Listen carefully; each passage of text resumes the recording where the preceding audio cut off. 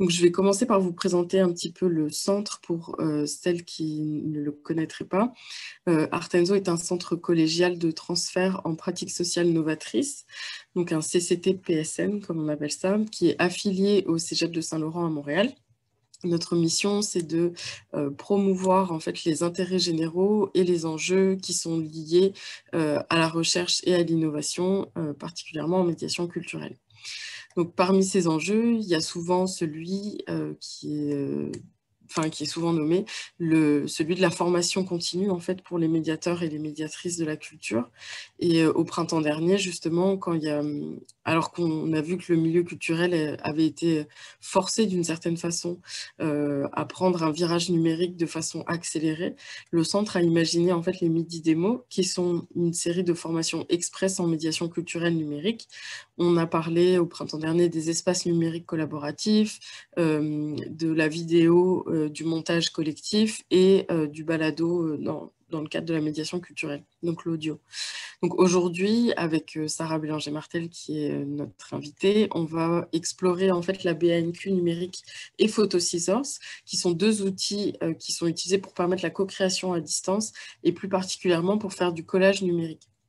Donc, avant de vous la présenter, je vais céder la parole à une autre Sarah, sans H cette fois-ci, ma collègue chez Artenso, qui va aborder les aspects techniques de la rencontre. Sarah, je te laisse la parole. Eh bien, bonjour à toutes et à tous. Comme le disait Elsa, on est en petit comité, donc n'hésitez pas à ouvrir vos caméras, même si vous avez d'autres activités par ailleurs, on se sentira comme ça ensemble. Cette rencontre est enregistrée, donc elle est disponible après nos échanges en ligne. Donc, si vous voulez la revoir, la partager, s'il y a des gens qui ont manqué cette rencontre, ils pourront y avoir accès donc sur Padlet. On mettra le lien en ligne, enfin il est déjà en ligne dans le chat. Donc au cours de la rencontre, on met pas mal d'informations dans le chat, donc n'hésitez pas à le laisser ouvert. Aussi, vous pourrez y poser toutes vos questions, soit vous pourrez poser, il y aura des temps de questions ouverts à tous, mais vous pouvez en tout temps écrire des questions dans le chat et elles seront reprises par Elsa et posée à Sarah Bélanger-Martel. N'hésitez pas non plus à utiliser les réactions non verbales qui sont accessibles en bas de Zoom, si vous voulez faire des retours à l'intervenante, par exemple Elsa. Merci. Voilà, c'est à peu près tout ce que je voulais vous dire. Je vous souhaite une bonne rencontre et au plaisir d'échanger avec vous sur tous les projets du musée ambulant. Merci Sarah pour ce petit point technique. Donc ça, je vais faire un rapide point sur le déroulé de la rencontre. Donc les prochaines 40 minutes sont dédiées à Sarah Bélanger-Martel du musée ambulant pour justement nous présenter les outils qu'elle a utilisés dans le cadre d'un projet pilote. Ensuite, elle vous invitera à tester l'application. Donc là, en plus, comme on est en petit comité, ça va être super parce que ça va nous permettre peut-être d'aller un peu plus loin avec l'application que ce qu'on aurait pu faire si on avait été plus nombreux. Et puis c'est ça, comme Sarah l'a dit, vous pouvez poser vos questions au fur et à mesure, mais il y aura quand même une période de discussion libre / question qui sera à la suite de cette présentation. Donc Sarah, merci d'être avec nous aujourd'hui. Donc je vais te présenter rapidement. Tu es médiatrice culturelle, tu es co-directrice générale et directrice de l'éducation et de la médiation au musée ambulant. Tu t'intéresses également à la co-construction par le dialogue de l'expérience de l'art avec des enfants dans le cadre d'une maîtrise en sciences de l'éducation à l'Université du Québec à Trois-Rivières. Et tu t'intéresses aussi à la démocratisation de l'accès à l'art et à la création qui sont au cœur de ta pratique et de tes recherches, si j'ai tout bon.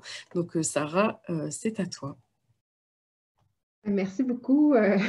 Je suis contente en fait qu'on soit un petit groupe comme ça, presque en famille. Je connais quelques visages déjà. J'ai ma collègue Chadelle du Musée ambulant aussi qui est là, qui nous fait des beaux babayes depuis les îles de la Madeleine. Alors, je ne sais pas, vous êtes où au Québec? Je vois qu'il y a du soleil de ce côté-là. Ici, c'est une journée assez grise, mais merci d'avoir pris le temps de vous joindre à nous ce midi. Puis, il y a des noms que je connais. Je sais que vous êtes un peu, Stéphanie, Studio XX, hein, c'est bien ça. Puis Julie de la BANQ. Alors, je pense qu'on va pouvoir échanger là-dessus. On a beaucoup utilisé cette super belle ressource-là que vous avez. On va en reparler. Nathalie, je ne vous connais pas. Est-ce que vous êtes aussi médiatrice culturelle? Est-ce que vous êtes... Oui, pour le Centre d'artistes Caravansérail à Rimouski. Ah oui, super. Ah ben c'est le fun. On est vraiment de partout au Québec. Fait que c'est génial. Puis je pense que c'est...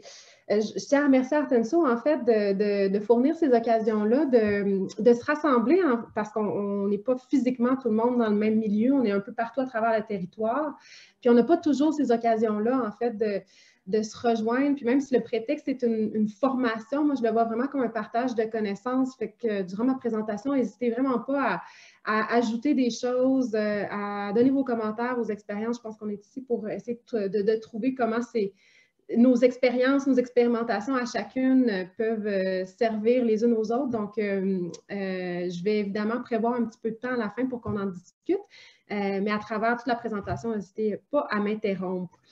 Donc, en fait, je reviens, Elsa m'a présenté un petit peu, moi je suis co-directrice générale du musée ambulant.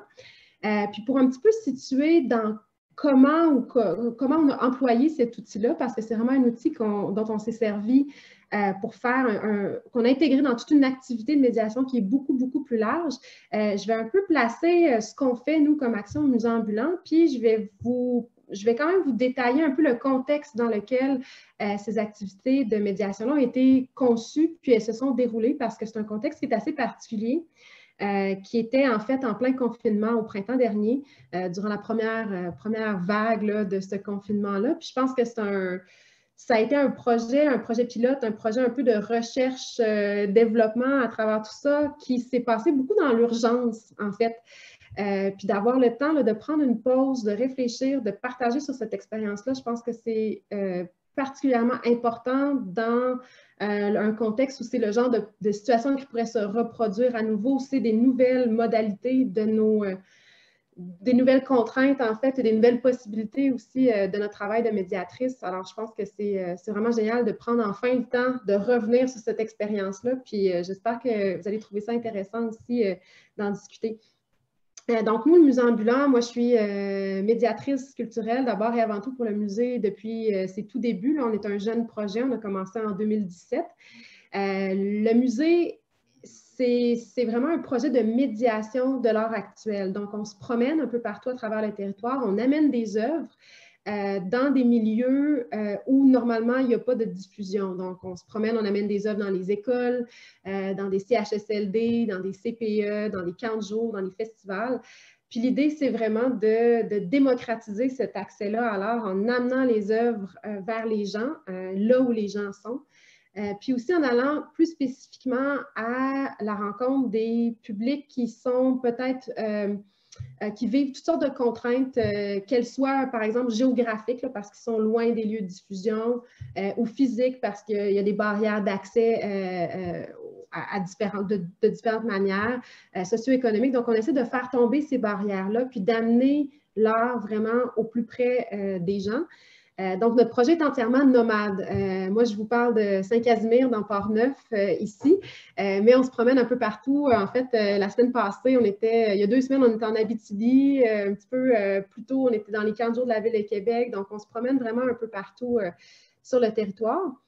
Puis, on fait des activités comme ça depuis 3 ans qui passent vraiment par un accompagnement de la médiatrice. C'est la médiatrice qui développe tout un dialogue autour de la rencontre de groupe avec des œuvres.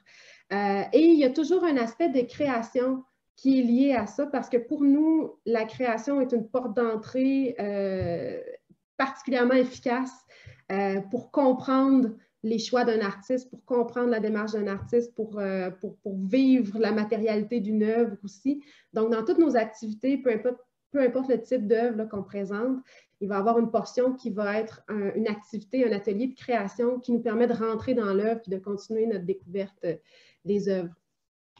Donc ça, c'est vraiment notre façon de travailler. Puis, à l'hiver dernier, on a lancé en fait un nouveau volet qui était déjà un projet pilote, qui était un volet où on allait pour la première fois spécifiquement à la rencontre des adolescents avec un projet, une exposition qu'on avait vraiment montée sur mesure pour s'insérer dans les écoles secondaires. Et à peine la tournée pilote commencée, la COVID a frappé, donc on a dû repenser de A à Z le projet. Et c'est à ce moment-là, c'est vraiment dans ce contexte-là, au moment où il y avait alors très peu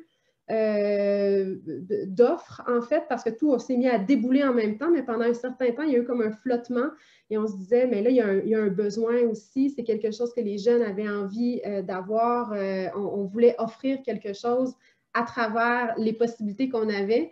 Donc, on s'est lancé dans l'élaboration d'un nouveau pilote en 2 semaines.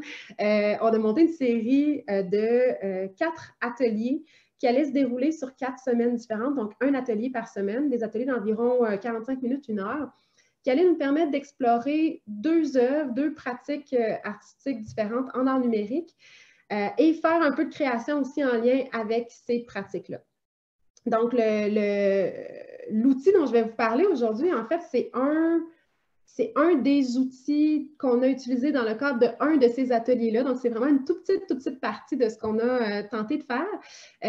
Et puis, je vais vraiment le mettre en contexte de comment on l'a employé dans l'activité parce que je pense que c'est ça qui est intéressant à réfléchir, non pas l'outil lui-même comme une activité, mais comment cet outil-là sert à une activité plus large de découverte d'une œuvre ou d'une pratique en particulier. Puis, je pense que vous allez vous rendre compte aussi que c'est un outil simplissime, presque trop, on pourra en discuter, mais ce caractère-là très simple, très facile à s'approprier, avec une courbe d'apprentissage qui est très facile à grimper, c'était un des critères pour le choix de nos différents outils numériques qu'on a utilisés pour faire de la création.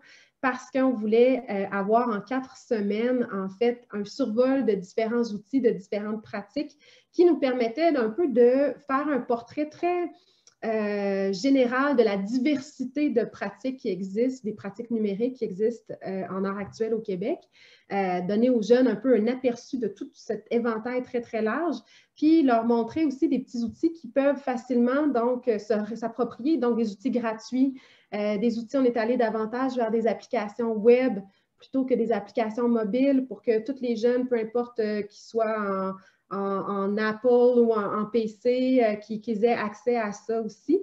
Puis, on a également construit en fait des petits guides pour chacune de ces activités de création-là. Donc, ce que je vais vous montrer aussi ce midi, on a un petit guide en PDF là, que je vais pouvoir aussi vous faire suivre via Artenso qui va détailler chacune des étapes. Alors, si jamais ça vous intéresse de pouvoir le reproduire, vous allez avoir à portée de main un guide avec des flèches sur où peser, quoi faire. Normalement, il est assez complet, mais si jamais vous avez des questions, n'hésitez pas aussi à m'interrompre.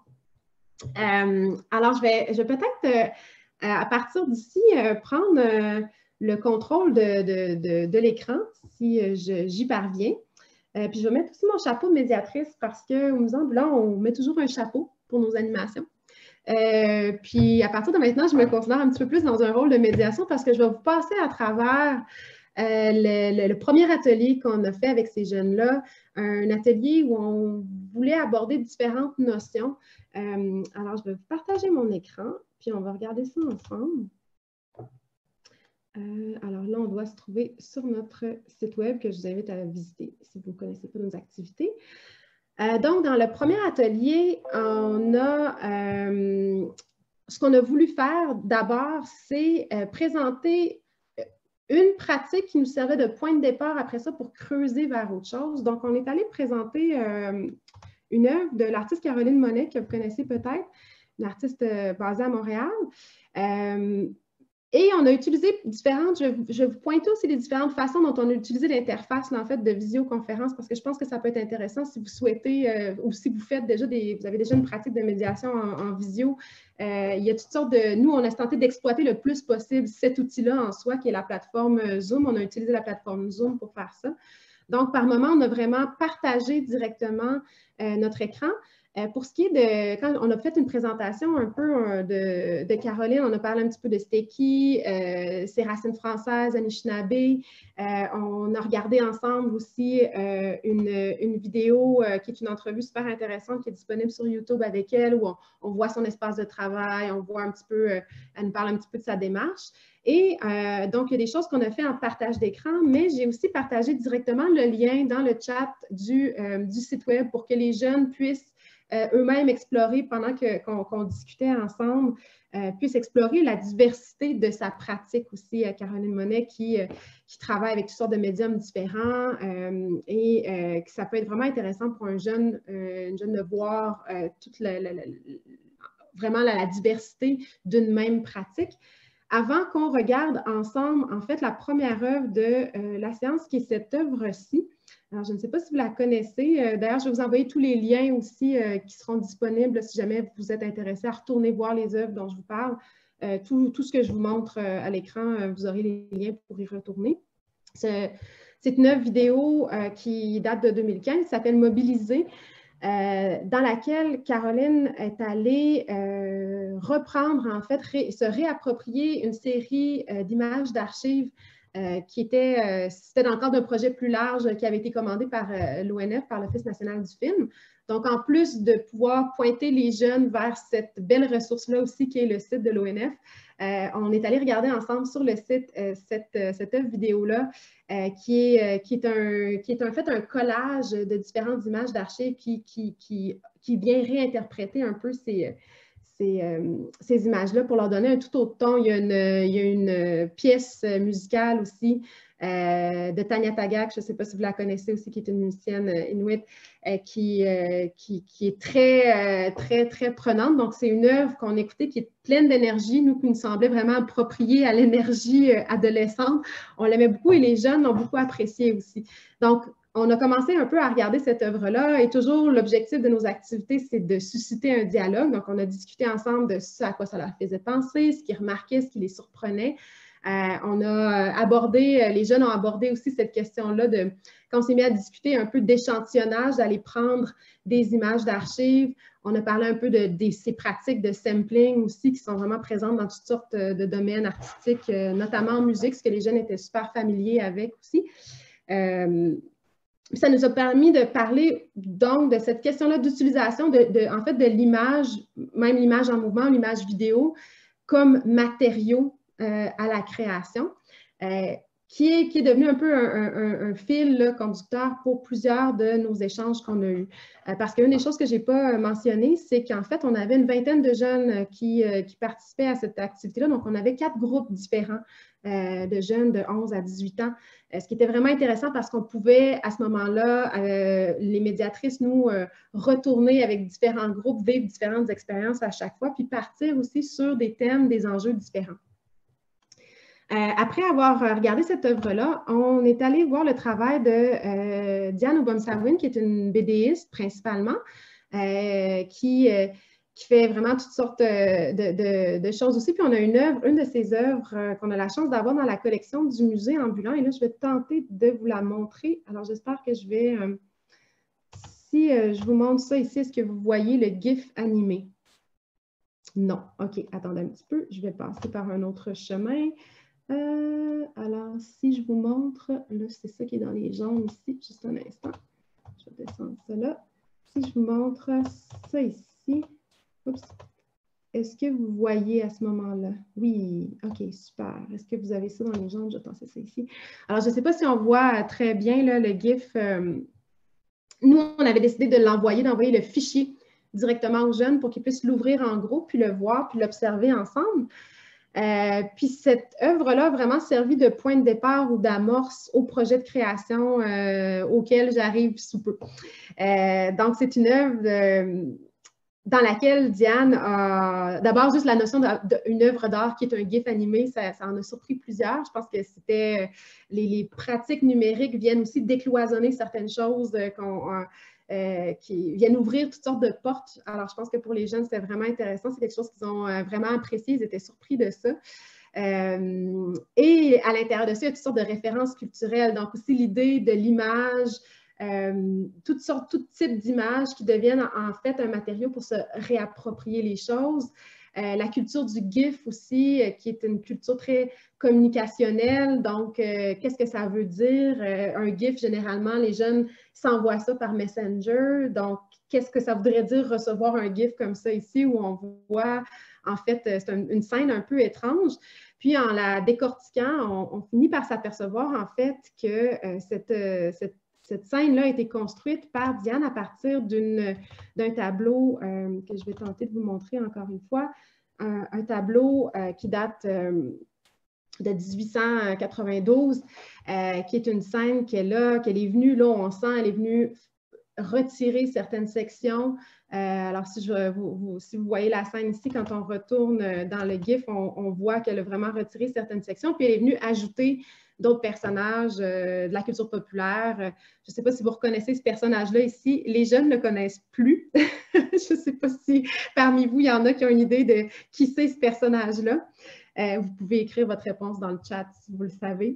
Même le personnage ici dans la petite cage n'est pas très connu des jeunes de moins de 18 ans. En fait, moi, j'étais surprise. Je pensais que les Looney Tunes étaient quand même encore d'actualité, mais ça a l'air que c'est fini. Donc, on a en fait ici le Captain Kirk, qui est un personnage de Star Trek des années 60, puis Tweety, The Bird Titi en français. Et c'est vraiment, en fait, Diane est venue chercher littéralement un des GIFs animés qui existait déjà. Donc, non seulement elle travaille avec des images, mais elle va aussi travailler avec déjà du GIF animé. Donc, elle est probablement venue, je pense que si on observe bien, j'ai l'impression que c'est ce GIF-là ici là, qui a dû être réinterprété. Et qu'elle est venue recoller donc à travers dans son œuvre ici qui s'appelle Titi Star Trek. Donc, on a eu des super belles conversations avec les jeunes là-dessus sur la notion aussi de qui est l'artiste, qui est l'auteur. Est-ce qu'on peut s'approprier comme ça les images qu'on trouve? Où est-ce qu'on les trouve, ces images-là aussi? Comment on les travaille? Donc, on a abordé ça avec les jeunes, puis ça a servi vraiment de point de départ pour parler de toutes sortes d'autres pratiques qui sont rendues vraiment facilitées par le numérique grâce à cette abondance, cette disponibilité-là des images. On a présenté très rapidement le travail de la poète puis d'artiste de collage Sarah Hébert, je ne sais pas si vous la connaissez, travail qu'elle publie sur Instagram, qui est très près aussi avec l'utilisation de textes très près de la culture du meme. Donc, les jeunes étaient très, très au fait de ça. Ça les a vraiment, ils ont beaucoup, beaucoup apprécié ce travail-là. Et tout ça nous a permis d'arriver à la fin de notre atelier à une activité de création où on leur proposait de découvrir vraiment cette superbe ressource. Alors, je suis contente qu'on ait quelqu'un de la BNQ aujourd'hui. Si on a moyen de plugger la BNQ numérique quelque part, on le fait toujours parce que c'est vraiment une chance d'avoir accès à tout ce patrimoine visuel, pas juste visuel, mais notamment visuel-là. Donc, on en a profité pour montrer un peu aux jeunes comment naviguer à travers, en fait, le site pour trouver des images d'archives. Dans ce cas-ci, c'est ce qui nous intéressait.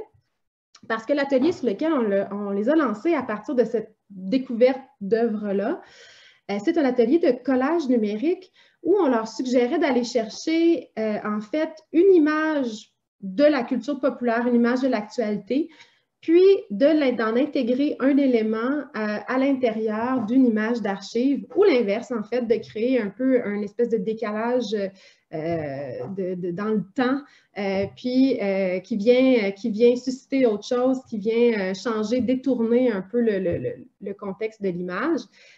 Donc, on leur a fait travailler avec deux outils différents. On leur suggérait d'aller sur BANQ numérique pour trouver une image d'archive, puis on leur a aussi montré comment utiliser un petit peu Google Images, en fait, comment faire pour sélectionner des images de grande taille, d'aller trouver, taper, comment on peut chercher des choses aussi. Donc, on a fait une espèce de petite formation, je dirais, sur comment mieux utiliser Google Images, parce que même si c'est un outil qui est très, très commun, on ne connaît pas toutes ces fonctionnalités, puis il y en a des très intéressantes qui nous permettent d'aller chercher, d'aller creuser à travers ces banques-là infinies d'images auxquelles on a accès. Et on a ensuite proposé aux jeunes de venir utiliser cette application-là, une appli web qui est malheureusement disponible juste en anglais, qui s'appelle Photo Scissors, qui essentiellement, comme il l'indique ici, est une application très rapide qui permet de retirer en fait le fond, de sélectionner, de découper très facilement un élément dans une photo qui fonctionne mieux, évidemment, quand l'élément est plus contrasté. Donc, d'où l'idée aussi de les faire travailler avec des photos en noir et blanc. On a parlé de cette question-là de contraste avec eux pour essayer de les amener à explorer ça. Alors, ce qu'on a fait, c'est qu'on a fait une petite démonstration avec eux, puis par la suite, on les a lancés sur ce projet-là pour le reste de la semaine. Ce qui leur a permis d'expérimenter de leur côté. Nous, on avait monté aussi une plateforme qui est un forum, je ne sais pas si vous connaissez Edmodo, qui est semblable un peu à Google Classroom ou CISA ou à d'autres types de plateformes, forums en ligne vraiment faits pour le milieu de l'éducation.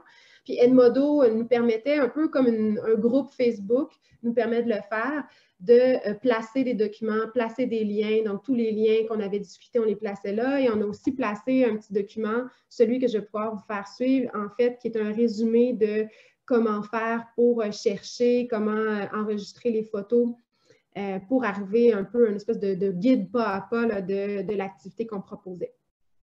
Alors, ce que moi, je vous proposerais, c'est de vous essayer pendant que je vous montre comment le faire aussi. Vous allez voir, c'est vraiment particulièrement simple.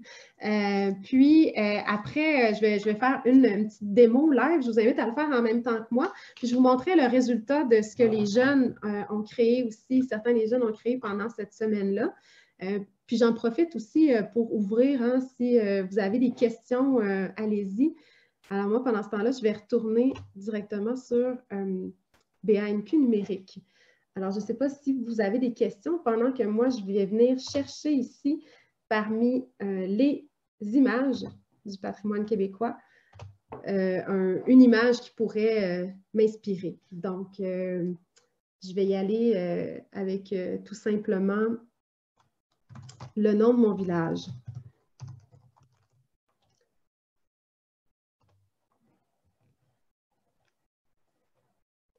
Alors, juste pour celles et ceux qui n'ont pas ça à portée de main, je vous glisse dans le chat aussi. Où est le chat? Je ne sais pas si je peux demander l'assistance peut-être de Sarah ou Elsa. Voulez-vous juste placer le lien vers numérique.bnq.qc.ca peut-être? Oui, bien sûr, je vais le faire. Merci. Donc, à travers, en fait, les images, je suis à la recherche d'une image qui aurait un élément qui se découperait bien ou dans lequel on pourrait insérer quelque chose d'autre. Donc, je vais en sélectionner un par hasard. Alors, quand on clique sur les images, on les a affichées ici. On peut se déplacer, on peut l'agrandir, puis on peut aussi se déplacer pour bien les regarder. Alors, si je veux un découpage ici, je vois que j'ai un élément assez facile à cerner, donc ça pourrait être cette image-ci. Et simplement en faisant un clic droit, je viens l'enregistrer, elle se télécharge automatiquement dans mon ordinateur. Puis généralement, elle va aller se placer selon ce que vous avez mis par défaut, mais elle va aller se placer dans mes téléchargements. Il y a aussi l'autre option de passer par la petite icône juste ici en haut. Alors, si vous me voyez faire ici, il y a cette icône-là aussi pour télécharger. Alors, vous pouvez en essayer une au hasard comme ça. Puis déjà, je vous invite à aller en recherche d'images Google pour trouver en fait une autre image qui serait inspirante. Donc, si moi je pense à ce bâtiment-là qui est sur ma rue, à côté de chez moi, où est-ce que je voudrais le placer, par exemple? Bien, si je vais à la recherche d'un espace lunaire, bien, je peux taper surface de la Lune, par exemple. Et en allant du côté des images ici, donc j'ai accès à l'onglet des images, j'ai plusieurs images qui apparaissent, alors je peux aller préciser un peu ce que je veux faire. Et ce qui est intéressant, puis que je pense qu'il y a plusieurs jeunes qui n'avaient pas encore utilisé ces fonctions-là, c'est quand on va dans « Outils », ça nous permet d'aller sélectionner, par exemple, des images de grande taille, ce qui va nous donner une définition un petit peu plus intéressante là, au niveau de la résolution. Puis, on peut même aussi aller sélectionner, par exemple, des images en noir et blanc. Donc, dans ce cas-ci, moi, je serais intéressée à avoir une image en noir et blanc qui vienne, dans laquelle mon collège va venir s'insérer très facilement. Puis, on peut évidemment aller sélectionner d'autres critères ici. Alors, si, par exemple, moi, j'observe que cette image-là semble me plaire, alors, en cliquant une fois dessus, elle s'affiche. Puis, je vais juste nous tasser ici. Et on a la possibilité, encore une fois, avec un clic droit, d'aller faire enregistrer l'image sous, ce qui va nous permettre, encore une fois, de venir la déposer. Dans ce cas-ci, moi, je vais la glisser sur mon bureau.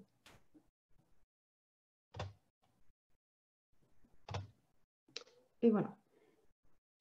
Alors là, j'ai deux images avec lesquelles j'ai envie de travailler et l'outil absolument simplissime de Photo Scissors, qui, par ailleurs, on a fait des petites recherches rapides pour trouver un outil comme ça qui serait... L'important pour nous, c'est d'arriver à un résultat très rapidement. Donc, on voulait qu'il y ait une facilité dans l'interface utilisateur, c'est-à-dire qu'il n'y ait pas trop de boutons, trop de choses à comprendre. Ça restreint aussi beaucoup le champ des fonctionnalités de ce qu'on peut faire avec les images.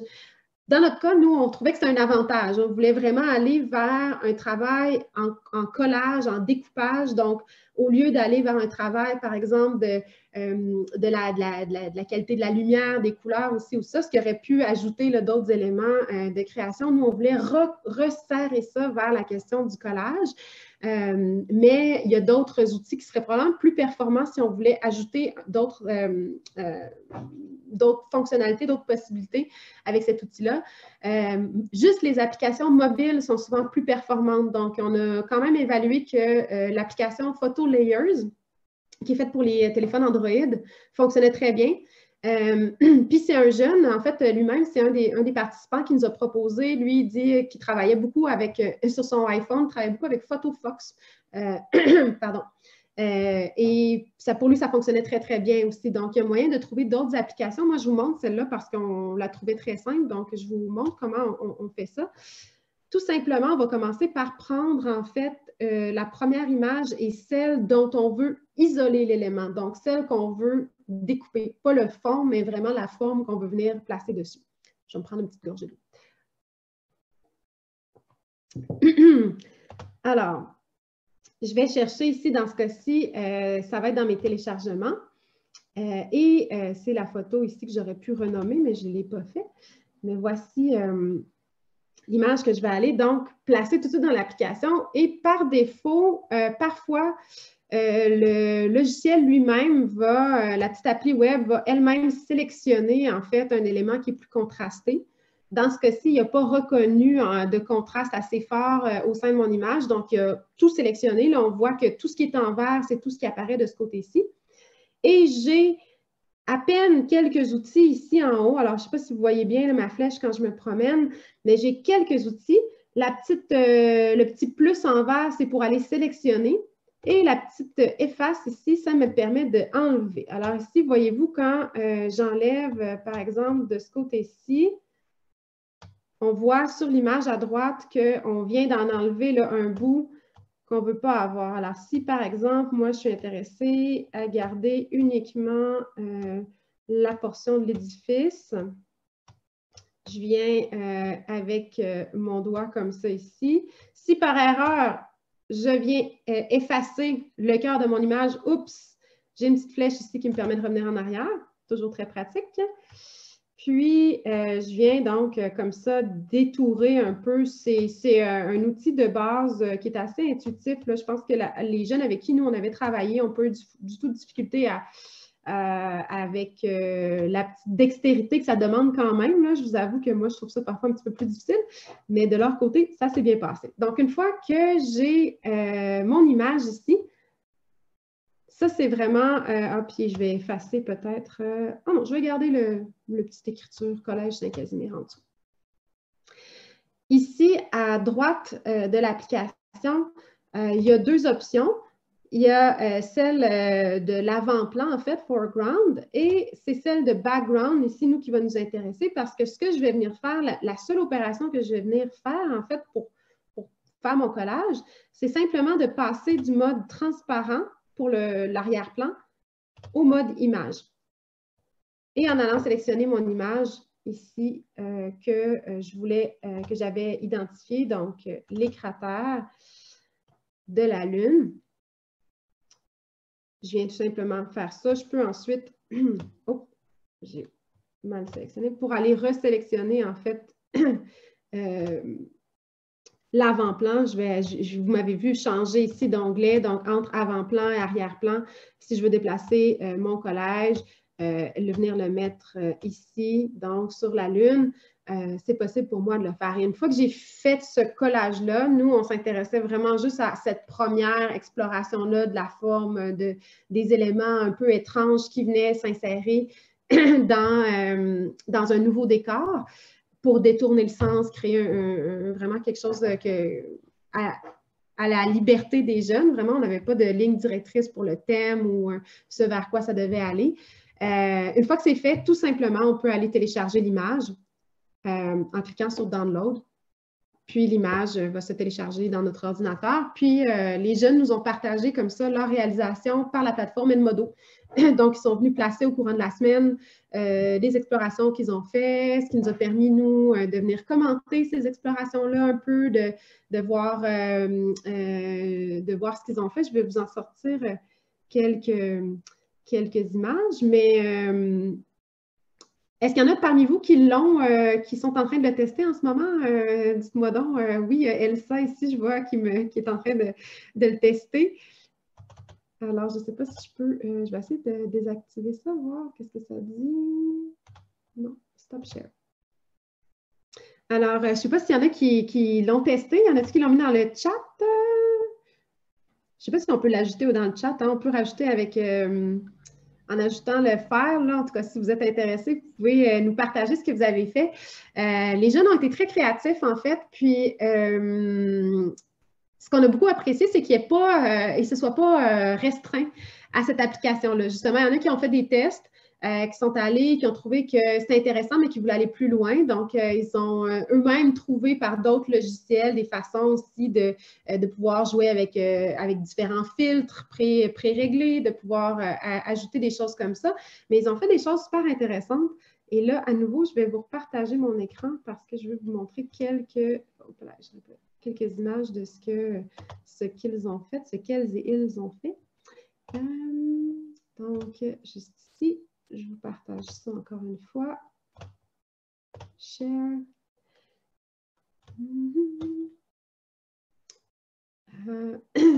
Donc, on a Clémentine, une des participantes qui a repris en fait une œuvre d'art, qui l'a insérée avec... il y a quelque chose de super poétique dans son travail. Elle a fait deux différents tests avec cette même image de fond-là qui était une image de galaxie. Alors, il y a celle-ci, puis la suivante, celle-là aussi, qui est très belle. On voit qu'elle est allée vers... elle s'est intéressée à ce maillage-là de couleurs aussi. Donc, elle a réalisé ça. Clémentine, une jeune fille de, si je me rappelle bien, de 13 ans. Donc, on avait vraiment des jeunes de 11 à 18. C'était assez varié. Il y a Arthur qui a fait celle-là ici. Alors, on voit vraiment une image très d'actualité. On était en avril, en fait, hein, avril 2020, où notre directeur de la santé publique était très présent dans les médias, dans les images médiatiques. Puis, complètement différent aussi, il y a Ariane ici qui a repris la tête de son chien, qui l'a placé sur son corps à elle aussi, qui est allée travailler la couleur. Donc, les jeunes se sont vraiment laissés aller, ils ont vraiment décidé d'explorer ça dans différents sens. Puis, ils ont été aussi très très appréciatifs du travail l'un de l'autre aussi, se sont donné des trucs, se sont partagés. Justement, Arthur nous a envoyé, lui, comment il fonctionnait avec PhotoFox. Il nous a donné des idées par rapport à ça. Donc, ils ont vraiment une utilisation critique, en fait, de ces outils-là. Puis, on trouve ça intéressant de voir qu'ils ont la confiance puis les compétences de pouvoir aller chercher ce qu'ils ont besoin dans différents côtés. Alors, dans cet atelier-là, nous, c'était le premier d'une série de 4. On a exploré vraiment toutes sortes d'autres différentes applications. Quand on a parlé d'œuvres d'art web, où il y avait des environnements en modélisation 3D qui étaient créés, où on a montré aussi des œuvres, de la documentation d'œuvres de réalité virtuelle aussi, d'un artiste. Après ça, on les a amenés à créer avec un petit logiciel de design d'intérieur, un environnement virtuel aussi. Donc, on s'est vraiment, on a essayé de choisir des petites applications web qui, en soi, ne sont pas particulièrement intéressantes, mais qui, à travers un processus de médiation, nous permettent d'aller plus loin dans la compréhension des œuvres qu'on montrait. C'est un peu comme ça qu'on aborde l'usage des outils numériques, en fait, de façon large au musée ambulant. Fait que je ne sais pas si vous avez des questions sur le petit outil en soi. Si vous l'avez testé, vous avez peut-être vu qu'en fait, il est très simple. Nous, on s'est questionné à savoir s'il était trop simple. On pense que ça a été intéressant de pouvoir arriver à un résultat rapidement, mais c'est sûr que ça limite un peu les possibilités. Puis je pense que dans un contexte où on aurait eu plus de temps avec les jeunes aussi, il aurait été intéressant de pouvoir les accompagner dans l'appropriation d'un outil qui offre un peu plus d'un grand éventail de possibilités. Mais malheureusement, nous, c'était vraiment une activité d'initiation qui s'est faite très, très rapidement. Donc, on est resté un peu dans le survol de ces différents outils-là. Mais je pense que ça peut être des pistes qui peuvent être intéressantes pour d'autres activités de médiation. Alors, je ne sais pas comment vous réagissez à ça aussi. Je ne sais pas si vous avez des questions. J'ouvre vers vous.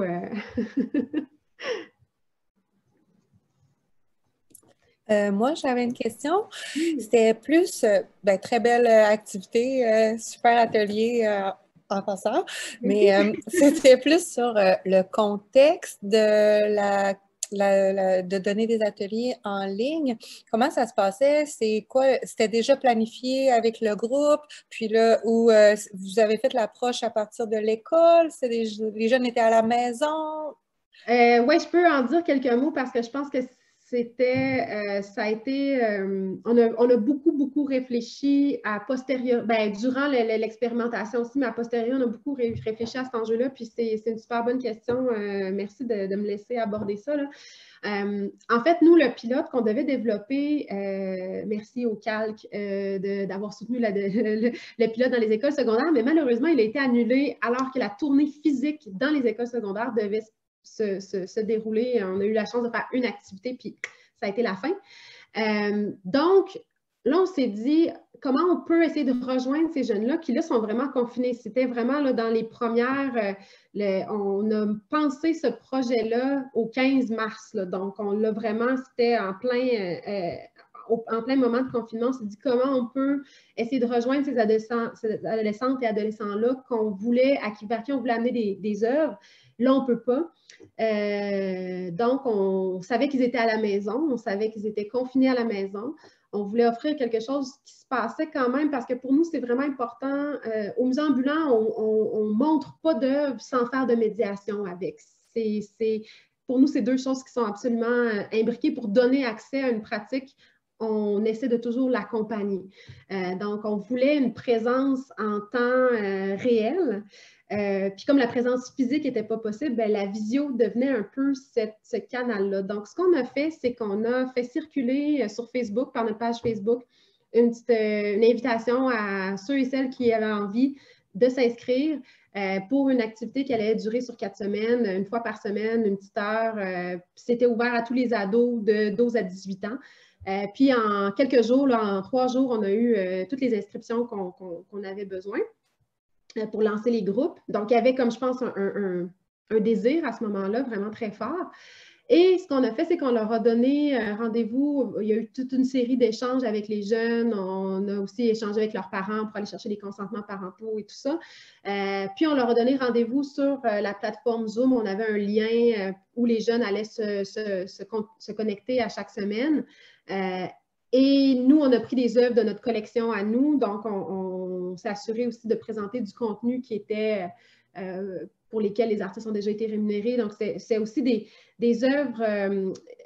Au musée ambulant, l'idée de donner accès à une œuvre en vrai est très, très importante. Pas de reproduction d'œuvres d'art, pas de photos d'œuvres d'art. Ce n'est pas la même chose que l'expérience d'une œuvre. Donc, c'était pour nous l'occasion aussi d'aller vers des nouvelles pratiques.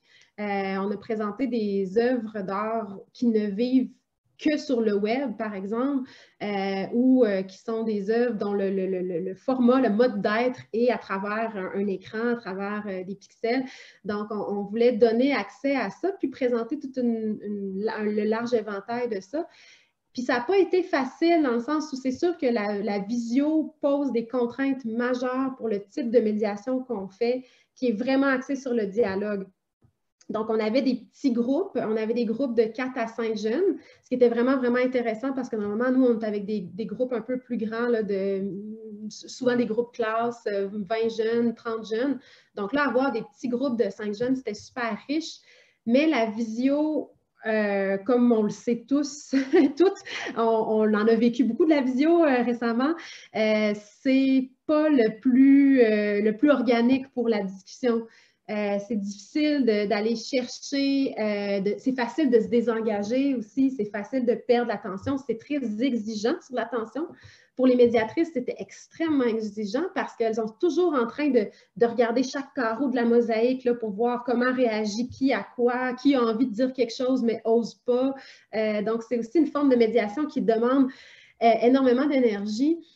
Mais qui offre aussi des potentiels, justement, cette possibilité-là de voir la réaction des jeunes. Moi, j'ai été médiatrice sur ce projet-là, puis j'ai vécu un vrai petit moment magique en montrant une œuvre vidéo, puis j'ai pu observer, pendant que les jeunes regardaient, j'ai pu observer leur visage.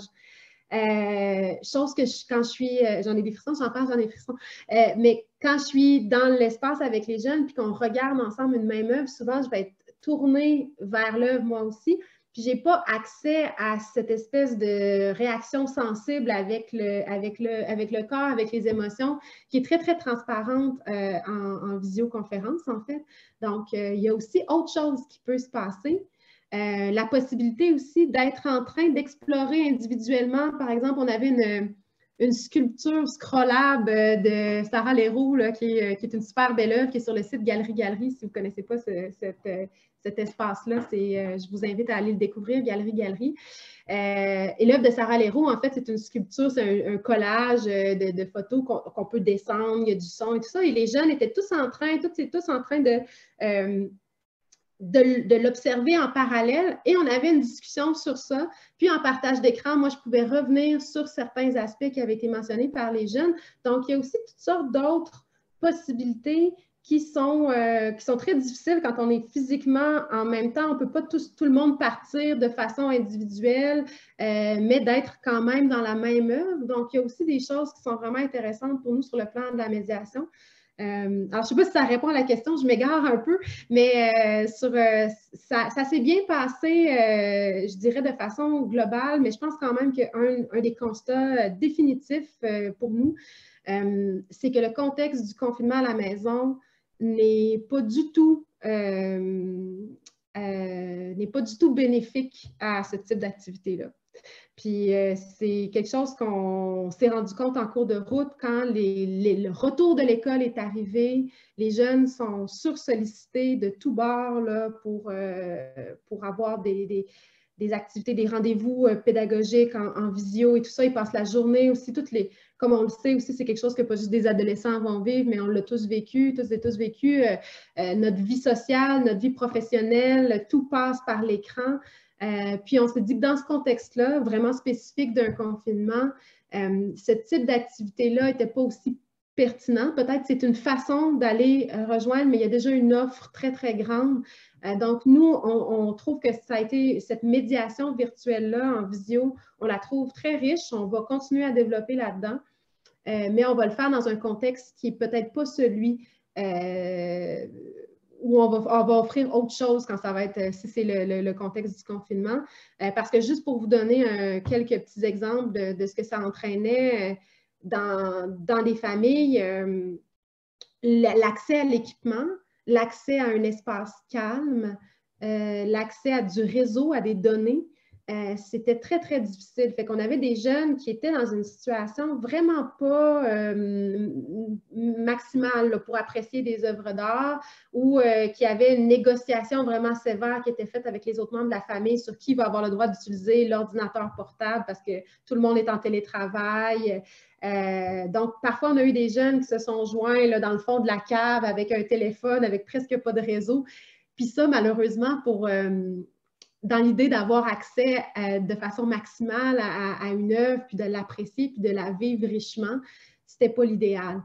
On envisage d'autres possibilités. Par exemple, si on avait pu contrôler la qualité de l'équipement ou la qualité du réseau, si on avait pu, par exemple, fournir une flotte, ça aurait peut-être été un peu différent si les jeunes avaient eu juste accès à un espace sans bruit, calme, ce qui était une denrée très rare, là, je pense, à ce moment-là aussi. Là. Je ne sais pas si vous l'avez vécu de votre côté. Soit c'était le silence total parce qu'on est seul à la maison, comme moi, ou soit il y a 3 enfants, puis ça court, puis tout est ensemble. Donc, il y avait toutes sortes de situations. Donc, ce contexte-là de confinement, ça nous a permis de tester plusieurs choses, mais je pense qu'on aimerait le reproduire dans un autre contexte où, à ce moment-là, peut-être les conditions sont un petit peu différentes. Puis ça nous permet d'aller vers les meilleures pratiques, mais qui ne sont pas déterminées là, par le difficile contexte qu'on est en train de vivre. Je ne sais pas si... Merci beaucoup. Ouais. En fait, moi, ce que je proposerais, c'est, si Stéphanie est d'accord, évidemment, ce serait peut-être qu'elle nous fasse un retour, parce qu'en fait, je pense que ça peut être intéressant de mettre l'expérience que tu viens de nous conter avec le musée ambulant en miroir, ou du moins en écho à ce que AdaX, enfin maintenant AdaX, avait organisé, qui était un atelier de création de fanzines en ligne, en famille. Donc, je pense qu'il y a peut-être quelque chose aussi qui peut venir nourrir la discussion, Stéphanie. Si tu veux peut-être nous faire un retour, un bilan un peu sur comment ça s'est passé, quels ont été un peu vos défis, puis est-ce que tu te reconnais dans le discours de Sarah peut-être aussi? Oui, merci. Oui, en fait, nous, ça a été une belle expérience, mais on a constaté pendant qu'on la faisait vraiment des détails qu'on aurait dû voir autrement pour arriver à une expérience plus intéressante, plus probante. Puis on l'a fait une fois. Donc, je me dis, j'entends Sarah qui décrit donc ces 4 ateliers. Donc, c'est vraiment, je pense que c'était ça la clé pour nous. On a essayé de tout faire en une fois, puis c'était avec des familles. Donc, toujours un parent et son enfant devant l'écran. Donc, ils partageaient le même espace souris-clavier. Donc, on voyait que vraiment la question de l'attention puis du temps, c'est pas possible d'être là, même 1h30, où là, on avait l'artiste en présence réelle qui présentait son travail. Donc, c'était super intéressant.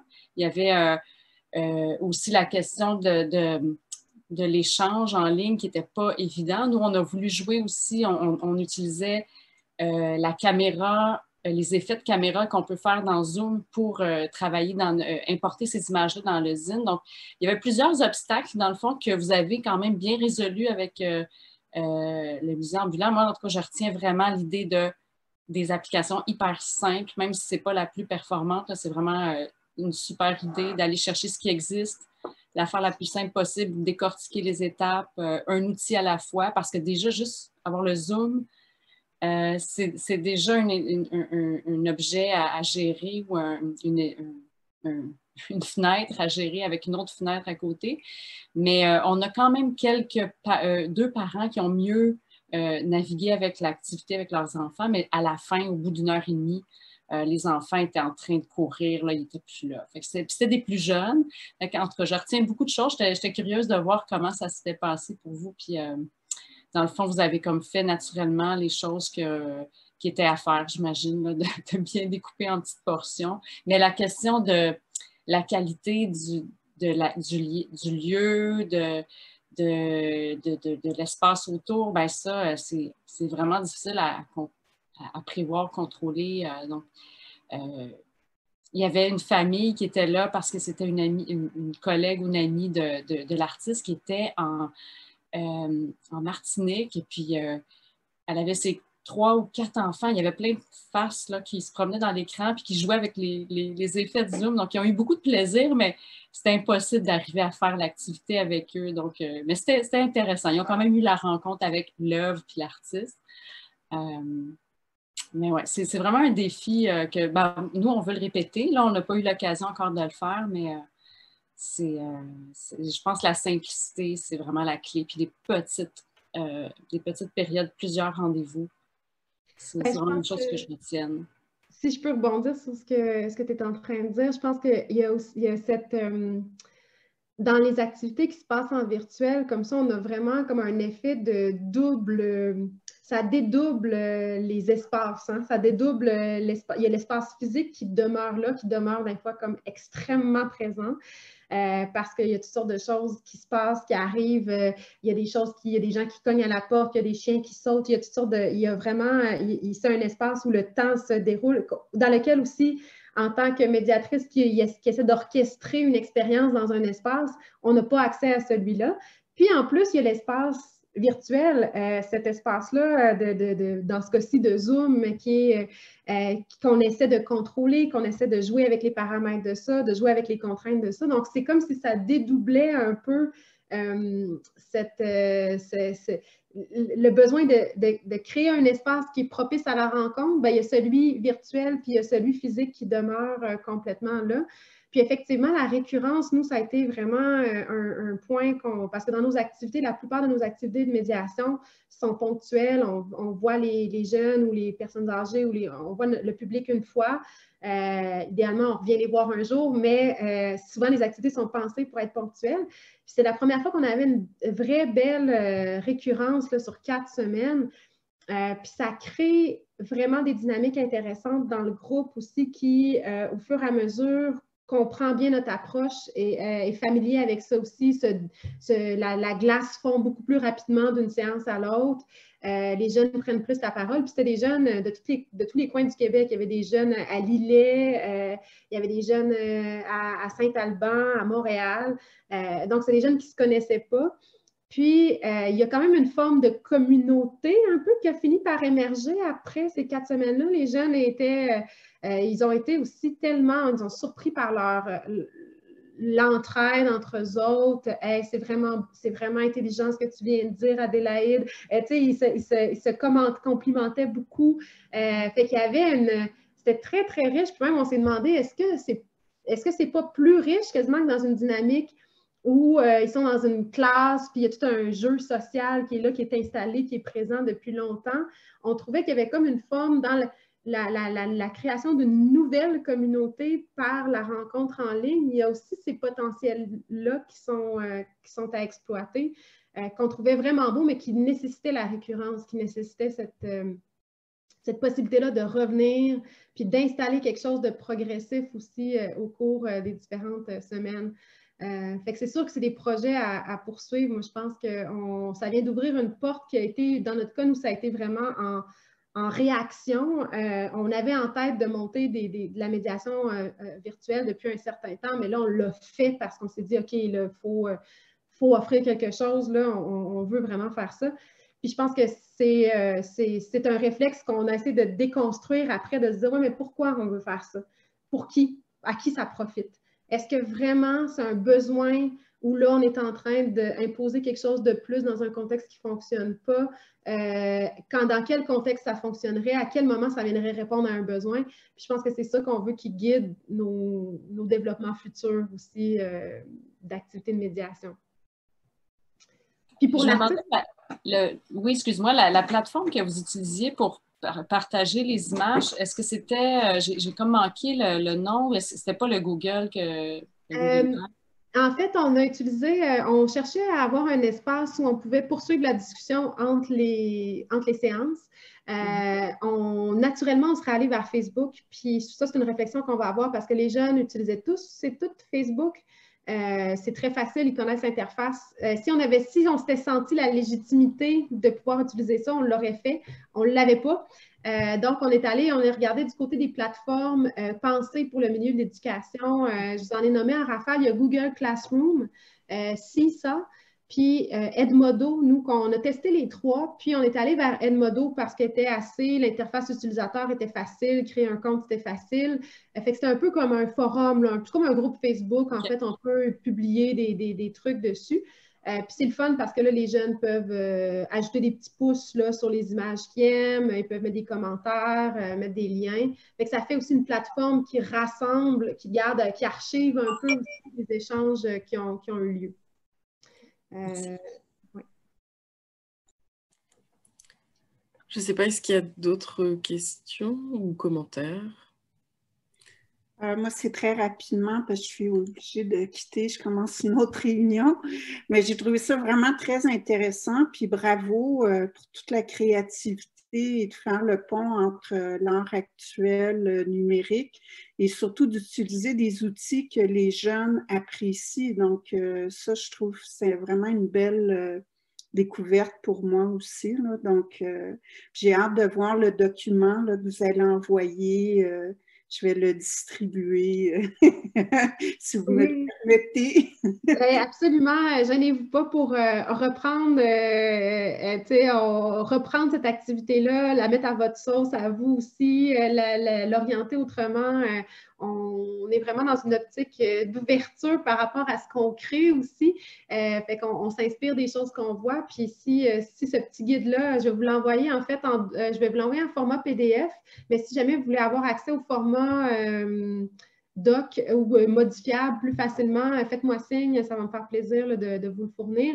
Puis si jamais vous voulez plus d'informations ou d'autres idées sur les autres séances qu'on a fait ou nos projets aussi, on est super content de pouvoir participer à une communauté professionnelle autour de la médiation. Je pense que c'est vraiment important qu'on développe ça puis qu'on ait la chance d'avoir des occasions comme celle-ci d'en parler. Fait que j'espère qu'il y en aura d'autres. Merci d'avoir été là. Puis merci à Artenso aussi d'avoir organisé ça, cette belle rencontre. C'est super. Moi, j'ai peut-être juste une... Merci beaucoup, Julie.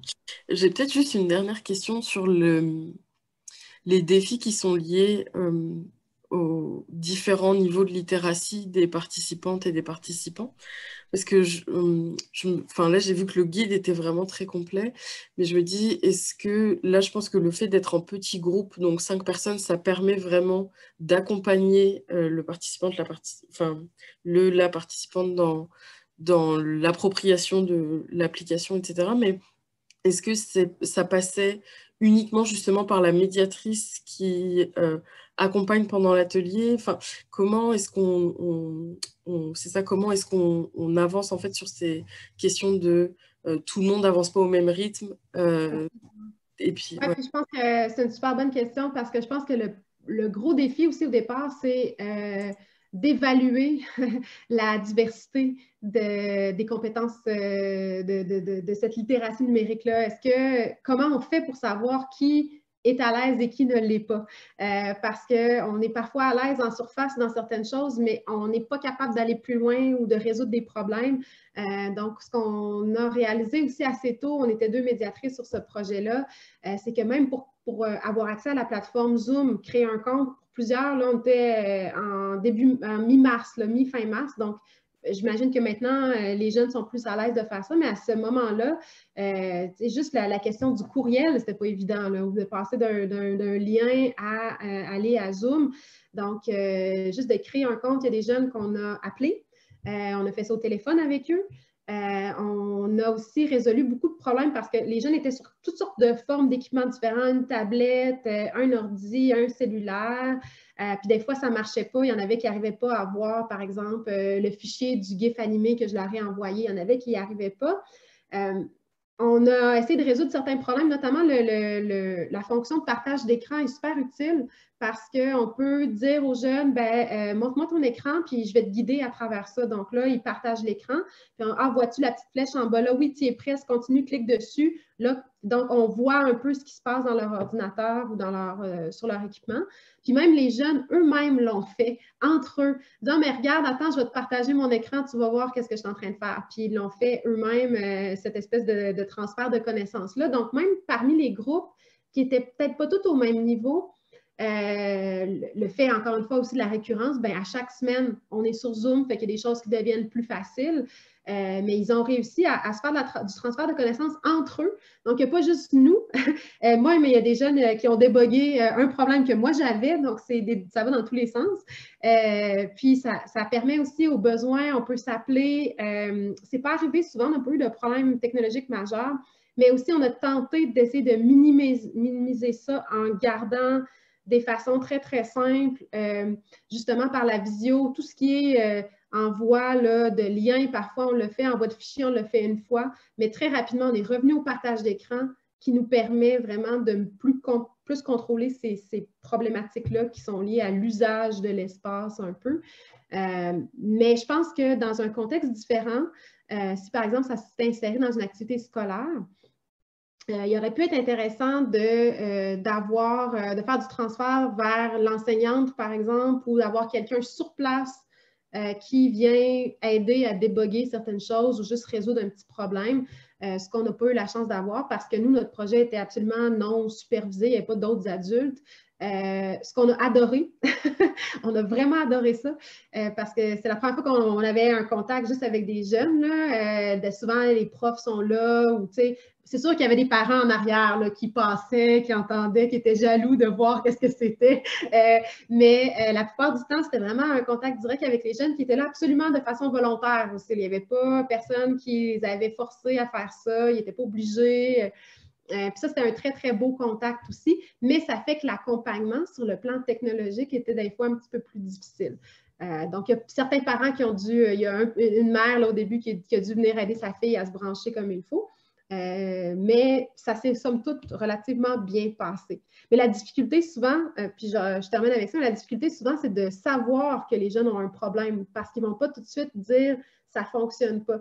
Donc, il y a une forme il faut prendre l'habitude de faire une validation. Est-ce que vous me voyez? Est-ce que vous voyez ma souris? Est-ce que tout le monde est rendu là? Est-ce que vous entendez un son? Non, OK. Donc, il y a toutes ces... Il faut valider constamment aussi. Puis aller voir dans chacune des carreaux de la mosaïque, est-ce que tout le monde, oui, OK, c'est beau, on passe à l'étape suivante parce que sinon, on perd des gens qui se désengagent après. Puis c'est très difficile dans un contexte de visio d'aller, contrairement au physique, là, où est-ce qu'on peut aller rechercher l'attention en visio.